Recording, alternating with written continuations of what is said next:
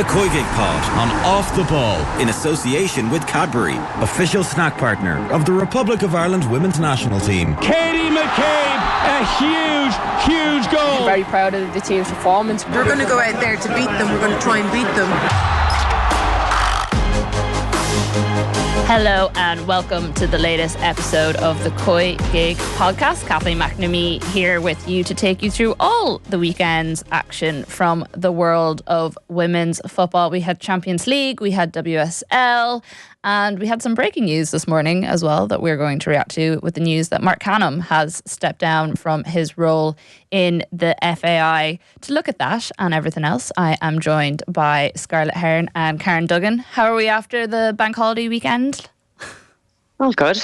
Actually, fresh for once. That's good. Fresh-ish. Fresh-ish. I know there's something about having the extra part of the bank holiday where it just, I don't know, I think all bank holidays should be the Friday and the Monday just to give proper feed into the weekend. I know Friday's not technically a bank holiday, but it's what we call here in Marconi House as a company day, so we're allowed to take it. We're going to look at the football. Now, I'm going to hold my hands up and admit that I did not watch Arsenal live in the Champions League because I was too busy on the Viking Splash Tour, which I have never done before. Priorities. But is actually hilariously funny. Like, I did not stop laughing for the full hour I was on that boat ride. So if anyone's looking for something to do, and it was pouring rain and cold as well, not the sort of situation you would think would make for a fun time, but I did catch up on it afterwards. But before we do that, we will look at the things that are happening at home, and that news that Marc Canham, the chief football officer, has left his role. Now, this is a very interesting decision from Marc Canham and the FAI in that he gave a press briefing like 3 weeks ago, maybe a month ago now, where he answered a lot of questions around his future in the FAI, because obviously he'd set out this football pathways plan. There was the plan to get more players in through academies that didn't go down all that well with clubs who said that they weren't going to release those players to give them like extra contact hours with the FAI. And he said in his statement today that he has made the decision to leave the association and relocate back to England. It has not been an easy decision to come to, but I believe the time is right to explore new personal and professional opportunities for me and my family. I have thoroughly enjoyed my time living in Ireland and working in Irish football, and I am proud of the work that we've put in place to support its long-term development. I would like to thank the FAI board, all of my colleagues at the FAI, and everyone involved in Irish football for their support during my time with the association. I wish every person, every organisation, and everyone associated with Irish football the very best in the future. He feels like a man who has been under fire for the last couple of months, maybe even longer than that, if fair to say, Karen? Yeah, well, I suppose since the long and arduous process of replacing Stephen Kenny and how long that took, and he kind of had to be the voice behind that.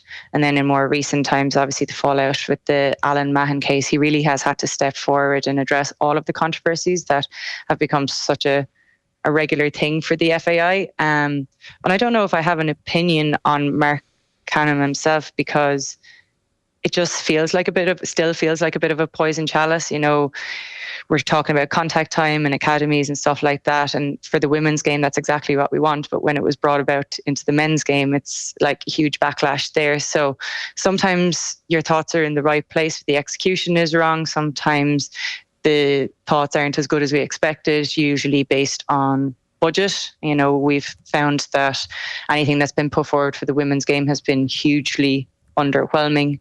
We'd imagine that is due to budget restrictions, but you know, Marc is ultimately responsible for bringing these people in. So we had Hannah putting that one forward, and I think there wasn't a great response to the women's side of it. And obviously he's brought Carla in now, so I wonder if she'll be feeling a bit unnerved by this as well. So there's going to be quite a bit of fallout from it, as is always the case with any news that comes out of the FAI, really. Yeah, it feels like rarely are we having these conversations in a extremely positive light. Sometimes there are positive elements that we can take out, but it can be difficult to find. Scarlett, if you were to look, Marc Canham came in around summertime 2022. In that time, we've had a World Cup on the women's side. We've had a failed qualification for the Euros. you know, he talks about leaving a long-term plan and a lasting impact on the FAI. From a women's football perspective, how can we view, I suppose, his tenure? Yeah, I suppose, it was mainly sort of Colin Healy stuff that stood out over the last while, but I think in terms of qualifying, obviously the World Cup was great, but we always speak about it, like, did we really push on afterwards? Like, was there a conscious effort within the FAI and the higher-ups afterwards to say, right, this is an opportunity for us now? Obviously, I think the World Cup itself was great. I think the whole country got behind the girls, and that was obviously brilliant, but I think afterwards there was a bit of a lull. I think attendances in, like, sort of the local league, like the League of Ireland, did go up for a while, but I think now we're seeing that dip again. They're probably not as high as they were following the World Cup at the second half of that 2023 season. And we're talking about academies and different things. There probably hasn't been a whole pile done to sort of leave that legacy. But there's probably a lot of things that are going around in the background that we probably don't see. I know they're probably not very vocal on things that, like, their targets. Obviously, they try to set. Obviously, we talked about the women's football plan that was released a while ago, and there wasn't any really targets set in stone and nothing really about how they're going to meet them. So I suppose they might be meeting internal targets and we don't know about it. But I think from the outside looking in, there hasn't been a whole pile done, and obviously he doesn't have a lot to do with the actual team itself, so we can't really blame him for not qualifying for the Euros or anything. But I think if there was more plans and more things put in place following the World Cup to sort of help with the development of the team, and I don't know, Karen spoke about budget there. Like, I think that's a big issue at the minute, even when you're talking about we're looking at the underage systems as well. There probably isn't the money there at the minute. So it's hard to tell really what his impact was on those results and what his impact was overall for the women's game. But I'd say that will probably come out in the future. But probably not the greatest tenure when you're looking at it from a controversy standpoint.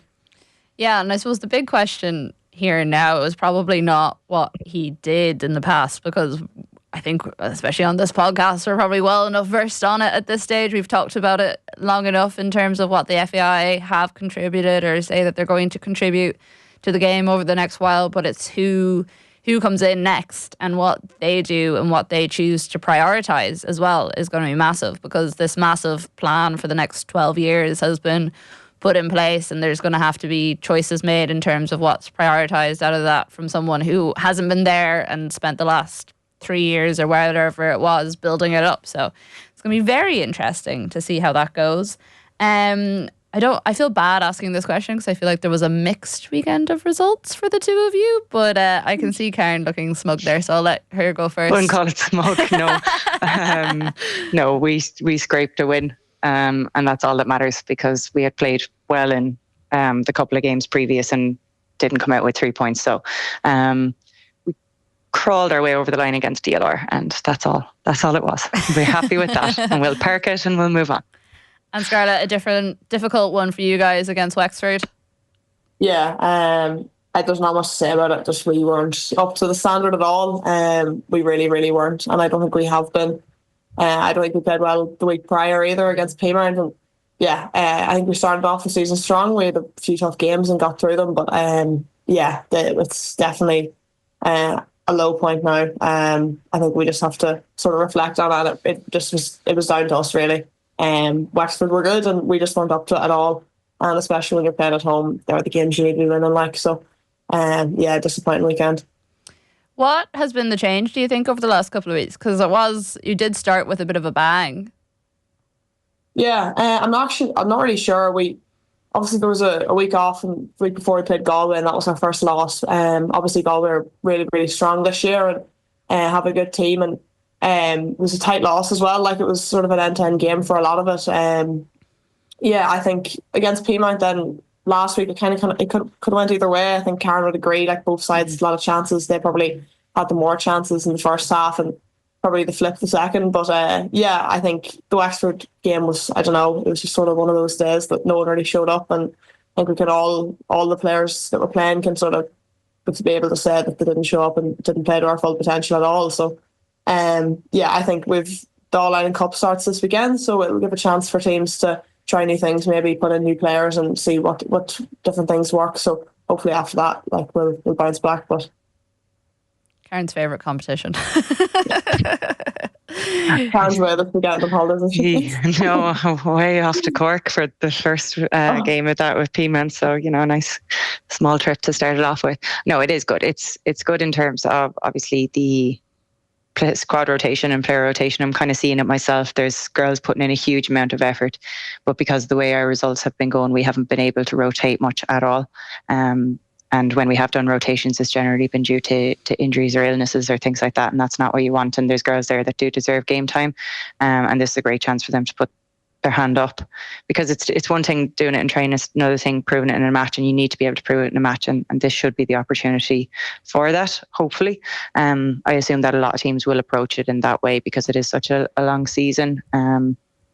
But yeah, it is in the fixtures. It's more so that I just think that, like Scarlett said, we've gone through a couple of rough patches now. We're only 5-6 games into the season and it's already looking difficult for us to claw our way back up the league. Whereas if we had kind of the league where it goes into 3 rounds and you split the top and the bottom for the third round, I always thought that was a good idea. But this is in place for now, and obviously it gives you a chance to play against different opposition, which is good too.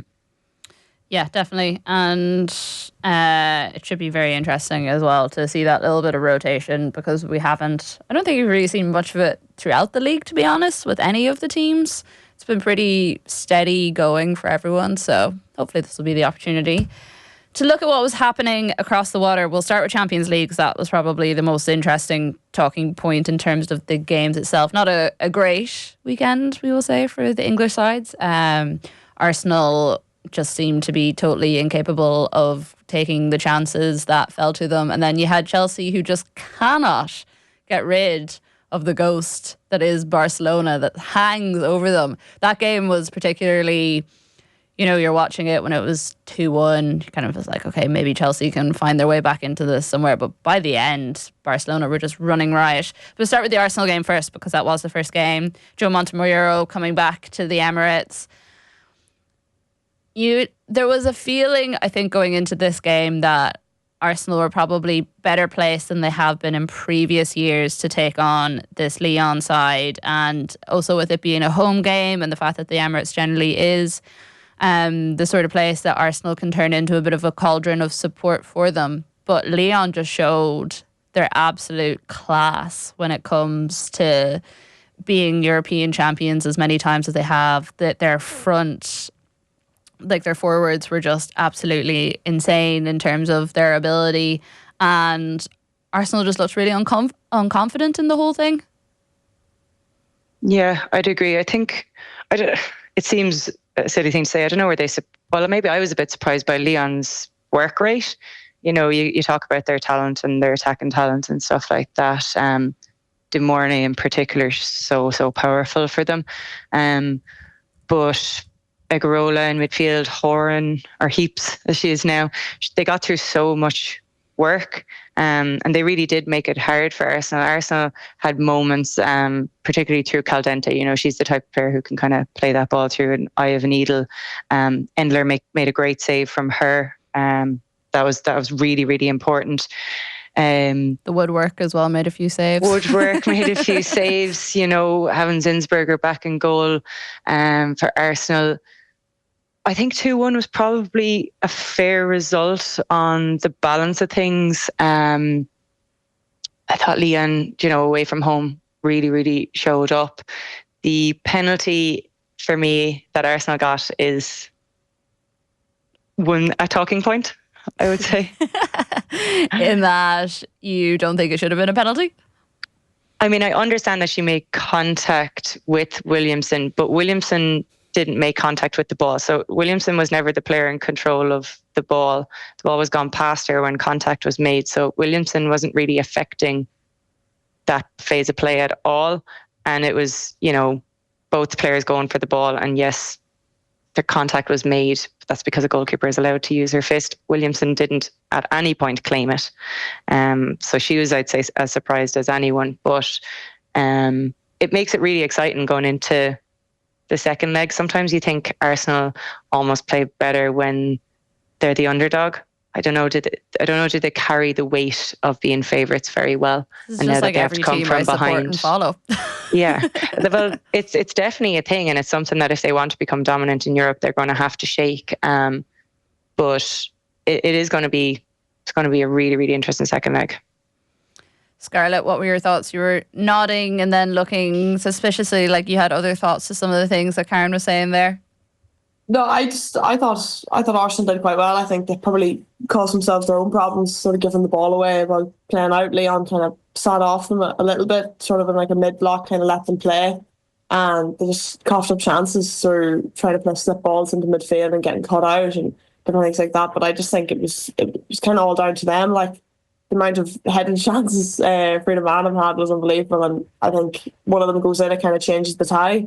But I think that they did put it up Leon, to be fair. But I think that home fixture is important now for Leon to really go in there with the lead is really, really positive for them. I do think the penalty was iffy as well.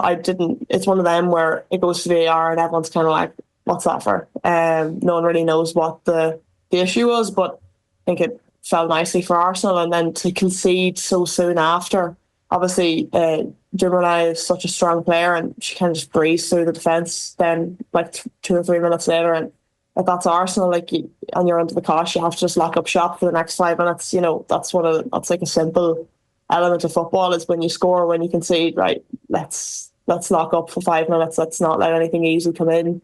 Try to steady the ship. And they weren't able to do that. And Leon took full advantage of them. And yeah, we're probably worthy of the win, but I think Arsenal were unlucky, created a lot of chances, and I think it'll be a really, really exciting second leg now. Well, definitely more exciting, you would think, compared to what Chelsea and Barcelona served up. I mean, in that we'll probably or potentially see another Barcelona masterclass, but I think, you know, what that scoreline ended up as, that's not the Chelsea that we have seen all season, but it's the same Chelsea that keeps turning up at the same stage of the Champions League against Barcelona year after year. And I think you probably would have thought, with it being Sonia Bonpastor in there, that, you know, she's been to the top levels of the game with Lyon. She's done it as a player and a manager. You had Lucy Bronze in there, who's won European titles more than any other English player, male or female, that there was that little bit of extra, I suppose, knowledge in there that maybe Chelsea have been missing over the last couple of seasons, but they just seem to kind of fall apart after that third goal. Yeah, I thought Barcelona, just from the bits I saw, were in total control, which we're not used to seeing in Chelsea. You know, they looked a bit stuck in the mud at times. It was the likes of Millie Bright, I think, for, I don't know if it was the first goal, and they win the initial header and she's ball watching, and just instead of going to the striker, that's a very basic thing for someone of her ability to forget to do, you know, to follow the striker who's the only threat, you know, ball watching, stuff like that. And they looked overawed, which is kind of embarrassing for someone of Chelsea's pedigree. They shouldn't be overawed by Barcelona. They should have seen this as the opportunity. 2 record signings this season alone. You know, there's plenty of experience in that squad. Yeah, I was very, very shocked. You know, obviously not because Barcelona are unbelievable, not by how Barcelona managed the game or anything like that. But like you say, I think that with Chelsea's pedigree and this being, and almost having the WSL wrapped up, this being the sole focus pretty much for the last couple of seasons with them, to allow something like this to happen to them at this stage again, it was very, very surprising. Just because they've got a lot of experience in there as well. A lot of people who are leaders, you know, Bright, Cuthbert, you know, Ramirez should have been tormenting Barcelona, but they didn't get the ball up to her enough. You know, all the peppering was happening, and only for Hannah Hampton it would have been worse. Yeah, exactly. Which is kind of a scary thing. But no one even mentions that save either in the context of talking about this game. It's almost forgotten about that it very easily could have been 5-1. And it's almost game over anyway. And, you know, you're looking at Ciara Walsh, who, you know, we laud as one of those midfielders who can control a game, and she was anonymous. And you're kind of thinking, why? Why is this happening again? Yeah, because you would think that, especially with someone like Walsh, obviously Barcelona are going to know her inside out, but that's where you hope that Bonpastor comes in with some different way of playing her, some little tactical formation or change that makes her or allows her to be the unstoppable player that we know her to be. Scarlett, you look at the Claudia Pina goal. I think there were, like, what a team goal that was. I think there was something like 18 touches from in the lead up to it. It was everyone involved. It was the sort of fluid play that you would expect from this Chelsea team. But then, as Karen was saying there, despite the experience, despite the fact this is only the second game they've lost all season, they just looked at odds. And there's enough new players in that squad that you would say they don't have the ghosts of Champions League past, but yet it still seems to be hanging on them. Yeah, and I think that kind of, it sums up the sort of game that, like, Chelsea just stood off them and kind of crumbled, like, especially after when they get the goal back against them on a play, and you're thinking, right, okay, 2-1 here is not actually a bad result, bring it back to a home fixture in the second leg, and then they just completely crumble. Yeah, and like it was just really, really disappointing from them, because it is a team that sort of thrives in big games like that, and that we have seen being in and out of form over the last few weeks. But you really think in a fixture like this that a lot of those leaders and big players would stand up, because it is ultimately the biggest game of their year. I know they're going to run away with the league, but this is, as I said, the ghost of the Champions League. Like, it's something they haven't been able to do before, and it's something that a lot of those players in that squad have done. Talk about Lucy Bronze, and like they just crumbled completely, and they didn't get anywhere near them at any stage. And it's that old sort of saying in the men's game, it was boys against men, like it was girls against women, you know.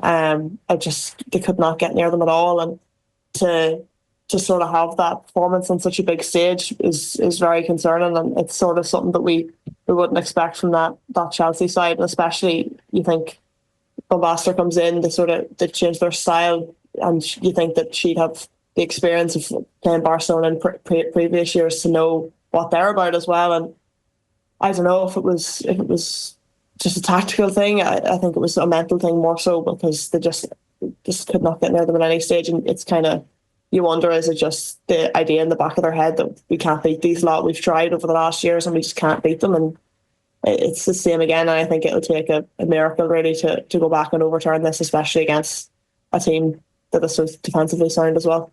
Well, I was going to ask that, is there any hope? Because next return legs in Stamford Bridge, it's not really the sort of place that Chelsea have ever made a home for themselves, I would say, in the same way that Arsenal have at the Emirates, in that they sometimes still look a little bit uncomfortable on the bigger pitch.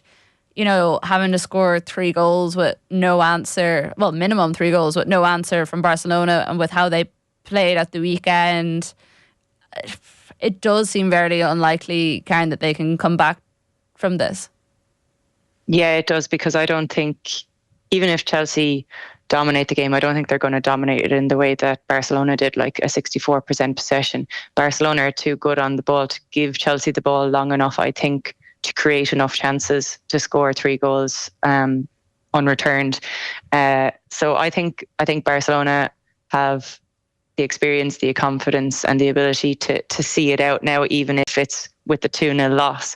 You know, I don't think that at any time they're going to panic. You know, we were kind of looking at the men's game last week, and everyone was expecting Real Madrid to come at Arsenal and do what needed to be done. But Arsenal they banked up and absorbed the pressure. And Barcelona, I'm sure it's not their style of play, but if it goes to a point where it's 1-0 down, 2-0 down, and that's what they need to do, they still have the opportunity to do that and change tactics throughout the match, because that gap is so wide. And I think Chelsea would be so disappointed with that. I think Scarlett's right. If you score in the 74th minute, calm things down when you've been dominated by that much. Just fall back, do whatever you can to try and see it out to the 98th minute and come back with a 1-0, 1 goal deficit. But to come back with 3, a goal on the 82nd minute, even then you say, okay, 2 goals. But to concede in the 90th minute as well, it's so disappointing. Yeah, it's not a level of mentality we're used to seeing from this Chelsea side, except when they play Barcelona in the Champions League, and then we see it quite regularly. To look quickly at some of the WSL games, a disappointing draw, you would say, Karen, for Manchester United against West Ham, whose home form is actually very impressive the last couple of games. They're starting to find a little bit of grip, I would say, in terms of who the team is, and United were unlucky with those Celine Bizet attempts that hit the woodwork twice. But in terms of the Champions League, cementing United as one of the big 3 or 4, not the best result. No, I was kind of panicked looking at the minutes taken by. Only that Man City did Man United another favour this week.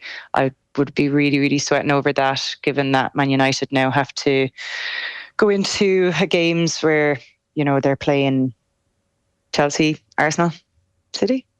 That's their last 3 games. Yeah, not a good place to be. They're still 7 points ahead. So obviously it's basically going to come down to that head-to-head against Man City.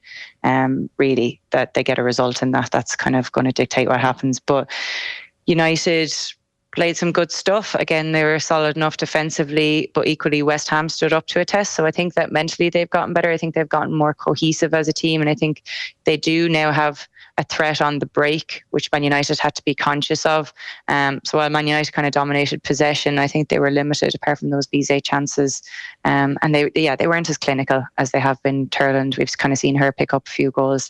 So she was in the right places, but her execution wasn't as good as previous weeks. So you'd have to give credit to West Ham for standing up in that game. And hopefully it doesn't unnerve United. I think it would have been worse, obviously, if Man City had gotten the win against Everton, which we all expected. Yeah, I think that Man City Everton game is kind of interesting in terms of the place that the two teams are at. So, United are fairly comfortable above them. There's 7 points there. Realistically, hopefully they will be able to hold on. Yeah. City are missing a ridiculous amount of players at the moment in terms of injuries.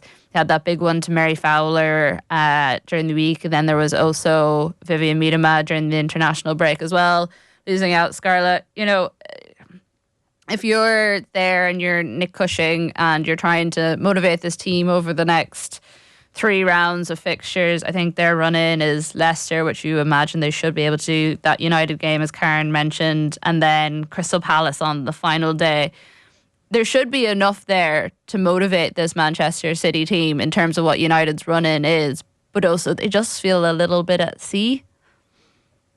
Yeah, and I think, especially considering the fact that United played the day before and City went into that game knowing what they had to do and knowing that they could really put pressure on United, and then really just failing to put any chances away and to draw. I know Everton have been a bit better, but they're the games you need to be winning, especially at home. And you look at the fixtures now; they are in City's favour, and I think that game, that derby, is going to be the big one. It's 6-pointer. Like City on paper should win those other 2 games, and you'd think that United would probably drop points against Chelsea and could drop points against Arsenal as well, and then it's all down to that last game against United. So if you're City, you're thinking this is an opportunity for us now to sort of to make back what we've lost this year, and they obviously haven't had a good year by any of their standards, but this is a chance now to sort of make amends and to fix things for next year, because I think if that team go in a year for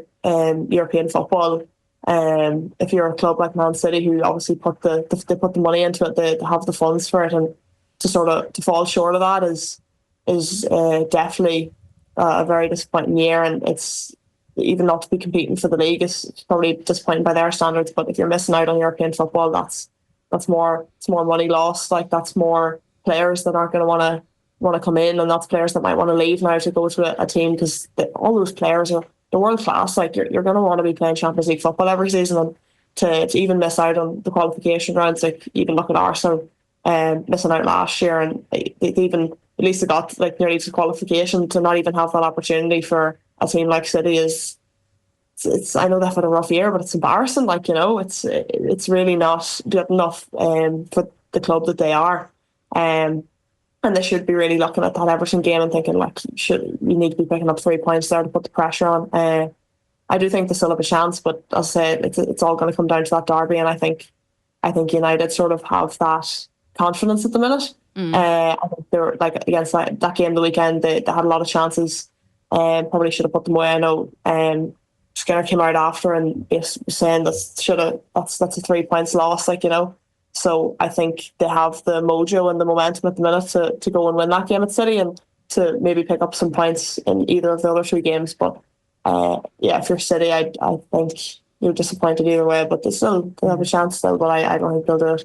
I think if they don't get Champions League, there'll be a lot of question about the management of everything, because you can say they're unfortunate with injuries, but they allowed Chloe Kelly to go on loan. So there's obviously going to be queries around the squad management and everything that goes with that. Obviously, there's a new management team in place, and maybe that settles any dressing room unrest that might have been there. But yeah, it's kind of a ropey time for them to see if they come through this. Yeah, I mean, it'll be interesting. I know we didn't have a team of the week this week, Scarlett, but would it have been the first time that we ever got a set of twins on the team of the week, with the home guard twins doubling up to get that goal for Everton? Yeah, probably would have been, and wouldn't mind they could have got a double as well a while later. I know just put it wide, but it was pretty cool stat, isn't it? I know that was it Karen? Is that the other twin? That was her first start since last year. So obviously that's great. Like it's one of those nice moments that you probably haven't seen that much of, and you probably don't see in the men's game either. So it's a cool moment for them. Yeah, definitely a rare enough one. We have to give a shout out to one of our own, Leanne Kiernan, on the score sheet for Liverpool, which we always like to see. Disappointment for Brighton once again. They just really struggled to get any sort of consistency into their game, but considering there was a little bit of fear over Leanne and injuries as of late, very nice to see her back on the scoreboard ahead of those internationals coming up.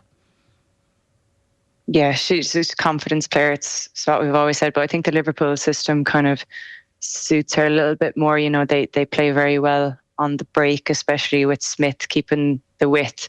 Leanne had a lot of space to move in those central areas. So I think that the formation and the way that they can break quickly and everyone knows their role suits Leanne. So it'll be interesting to see how she's deployed for Ireland. But Brighton, they just walked themselves into trouble and gifted Leanne that second goal. You know, there was calls for offside, but I think if you're making those kind of mistakes, you deserve to be punished for them, which is unfortunate for Brighton, because I do think they've kind of accumulated a very good squad now, and it's something they could potentially kick on from. Just go back to Everton though. I didn't read where Courtney Brosnan was. Do we have any update on that? I was trying to find... She's on the bench. Yeah, I was trying to find some information about that before coming on, and there doesn't seem to be anything. I was checking if any of the reporters had asked it afterwards, but there didn't seem to be anything. If there's no story behind it in terms of injury or illness or anything like that, it is a very strange move for a manager to change one of your standout players. Obviously, you know, Ramsey's a great keeper herself, but do we wonder if it's because we're coming towards the end of the season? Do I start causing controversy now and say, is she looking elsewhere? Is that why he's trying to change things up? Yeah, but surely if she is... This is a bit like that time Emma Byrne started Arsenal transfer rumours on the podcast purely just by musing about something. I feel like though if Courtney is looking elsewhere, surely that's a time to like row in behind her and like kind of show this is why you're so important to us, rather than be like, oh, we could do fine without you, you know. We'll manage. Unless it's decision made.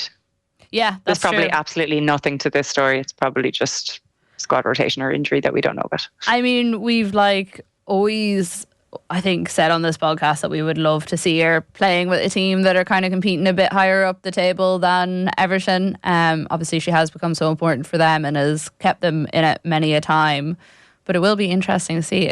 We'll keep an ear to the ground on that one, Karen, and maybe update people on it over the next little while. Scarlett, just quickly on Spurs, you look at where they are this season compared to last season. You know, they were in an FA Cup final. They were being a bit Spursy about things, but not completely. Now, second half of the table, they haven't scored since like January, early February, I think. It's been a long time. And they're just really struggling. I think they've also conceded more goals than anyone else, bar like Palace. They're just really struggling on all fronts. And it will be interesting because there's a change up in the leadership at Spurs, and Vinay, who's coming in, who used to be with Arsenal, was a massive supporter of the Arsenal women's side whenever he was there, and now he's gone to Spurs, which controversial is in a North London context, but there's a potential there for there to be a brighter future, but for the right here, right now, Spurs are Spursing. Spurs at every level, at every code, men and women. It hasn't been a good year to be at the Tottenham Hotspur grounds at all. But Villa have been so poor, and to sort of come away with a win there, like if you're Spurs, you're thinking, no, this is the pits of it. No, but even when you bring 2 goals back, like to go 2-0 down is bad enough, then to bring it back and lose is even worse. And I think we've seen Hansen come off the bench for Villa before and make a difference, and she did it again. And it was all down to Spurs really getting the ball up have the pitch and just getting broken on the counter and just so disconnected. I mean, she had buckets of space to run into, and she was just the halfway line, skipping through defenders, and they were so disconnected throughout the game for most of the goals as well. Just really, really disappointing. And I feel like they had positives as well. Like down the left flank, they were causing a lot of problems with Nasbert very well, but they're just, I don't know, they're lacking a bit of character as well. I think if they've kind of lost their sort of who they are, and they don't really have that bit of bite about them anymore. So I think that's something they're probably going to look at. But both teams with disappointing seasons, and Villa come out the best thing, to be fair. And Anna Patton on the score sheet as well, from an Irish perspective. It's good to see. Yep, also very good to see. Guys, thank you very much. That's all we have time for today. I forgot to mention this at the start of the show, but this is actually our 150th episode of the COYGIG podcast. So another nice little milestone. Verona, who's very kindly producing this for us today, is doing a little dance in the background. So that's the sort of thing that we like, the support we like to see. But thank you everyone for listening over the last couple of years and getting us to 150 podcasts. Don't think Karen and I thought we would still be sitting here that far down the line. Definitely not. 150 hours together, Karen. That's exactly what we like. Waiting for that bar of chocolate. Yeah. And Scarlett, of course, great to have you on board for this. We have a very special episode coming up next week, which actually fell very nicely to commemorate this 150. So keep an eye on the COYGIG social channels, as we will be teasing that closer to next week. But for now, thank you very much for listening. The COYGIG Pod on Off the Ball is brought to you by Cadbury, official snack partner to the Republic of Ireland women's national team. I hope the All-Ireland Cup goes well for you guys at the weekend, and that Arsenal are potentially in past another Champions League stage, but that's probably unlikely enough. But we will chat to you all again next week.